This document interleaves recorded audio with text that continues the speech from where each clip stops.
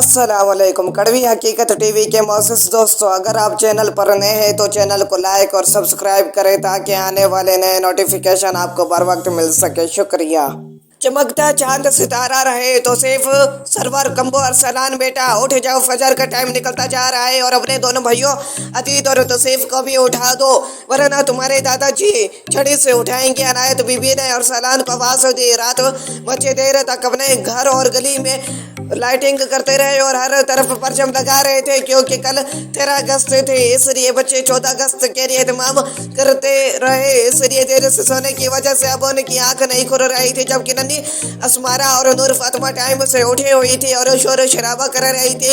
ओए तो सिर्फ अतीत उठ जाओ, अभी झंडियों का सारा काम रहता है, फिर धूप निकल आएगी। अतीत और तौसीफ आंखें मलते हुए फौरन उठ गए। नमाज और कुरान पाक की तिलावत के बाद बच्चे अपने दादाजी के कमरे में आ गए। उन्होंने देखा तो दादाजी कुरान पाक की तिलावत में मशगूल थे। वो चारपाई पर बैठ गए और उनके फ्री होने का इंतजार करने लगे। दादाजी आग चुरा कर बच्चों की तरफ भी देख लेते और तिलावत बुलंद आवाज में शुरू कर दी। फिर थोड़ी देर बाद वो फारिग हो गए। उन्होंने कुरान पाक को चूम कर अलमारी में रख दिया। फिर वो बच्चों की तरफ मुतवज्जा हो गए तो सब बच्चों ने दादाजी को सलाम किया। उन्होंने खुश होकर सलाम का जवाब दिया और प्यार से बारी बारी सबके सर पर हाथ फिरा। अतीत ने मोहब्बत से कहा, दादाजी जश्न शादी मुबारक हो। अरे बेटा, क्या आज 14 अगस्त है? जी दादा जी। तो सैफ ने फौरन जवाब दिया और कहा, दादाजी हम सब अब झंडियाँ लगाने लगे हैं कि अचानक हमें ख्याल आया कि पहले आपको आज़ादी की मुबारकबाद दे दे और फिर अपना काम शुरू करें।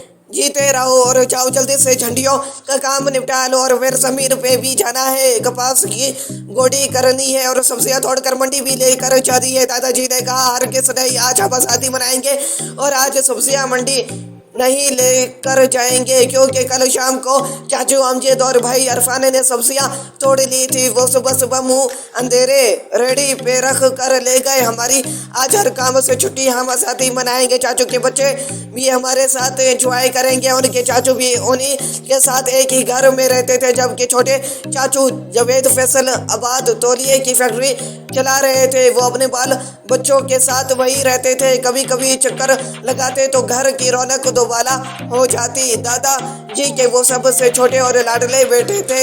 उन सब के लिए ढेरों तौलिए फैक्ट्री से बना कर ले आए और पूरे खानदान वालों को देते। सब बच्चे बरामदे में चटाई पे आकर बैठ जाओ और नाश्ता करो। बच्चों के मुमानी तस्वर खानम ने दरवाजे से झांक कर आवाज लगाई और फौरन रफू चक्कर हो गई। उनको अनायत बीबी ने कहा था, प्यारे तस्वर जरा बच्चों को बुला लो, पहले नाश्ता कर ले, फिर ये सब झंडियाँ लगाने में मसरूफ हो जाएंगे। और जल्दी जल्दी तवे पर पराठे बनाई जा रही थी। गर्मा गर्म पराठों की खुशबू ने अतीत को पागल कर दिया और सब बच्चों में आगे आगे उछलता हुआ आ रहा था। बेध्यानी में मुमानी तस्वर से टकरा गया और उसके हाथ से मीठी लस्सी की बाल्टी गिर गई, जिससे मामू तो फिर पूरी तरह से नहा गए, क्योंकि रास्ते में ही पीढ़ी पर बैठे थे।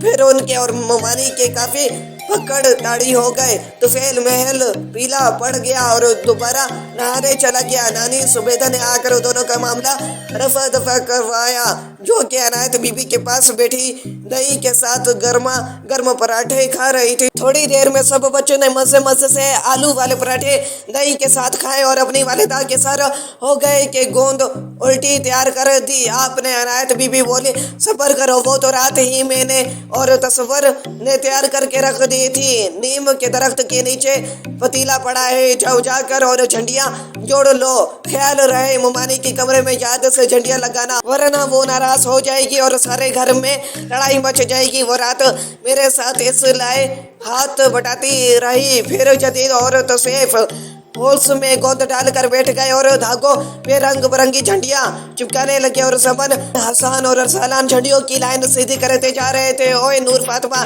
झंडियों पे पानी गिराए जा रही हो, इसको रोको, हसन ने चिल्लाते हुए कहा। 3 साल नूर फातिमा गिलास में पानी डालकर झंडियों पे गिरा रही थी और खुशी से उछल रही थी। दादाजी घर में लगे नीम के दरख्त के नीचे बैठे हुक्का पी रहे थे और ये सब नजारा एंजॉय कर रहे थे। पास ही उनके सबसे बड़े बेटे सरवर साहब जुमान थे। वो दोनों बाप बेटा 14 अगस्त के वाले से बेसुमो वैसे में मसरूफ थे। फिर चाचू अमजद 20 महीनों से वापस आकर उनके पास बैठ गए और अब बेसो तकरार अरूज पर थी। बच्चों ने उनकी बुलंद आवाज से सुनकर नजरअंदाज कर दिया कि ये तो उनके रोज के मामूलात है। अरफान पुत्र पहला काम नाश्ते वाला करो लो, हमने बर्तन समेटने हैं और तुम निहार मुँह आम खाने बैठ गए हो। अरफान ने मौका गनीमत जानकर जल्दी जल्दी गर्म ही आम खाने शुरू कर दिए। बाकी सारे बच्चे झंडियों में मसरूफ थे। बेटा निहार मुँह गर्म नहीं खाते, मैं ठंडे कर देती हूँ, फिर सारे बच्चे एक साथ खा लेना। फिर अनायत बीबी और तसव्वुर खानिम ने 2 बड़े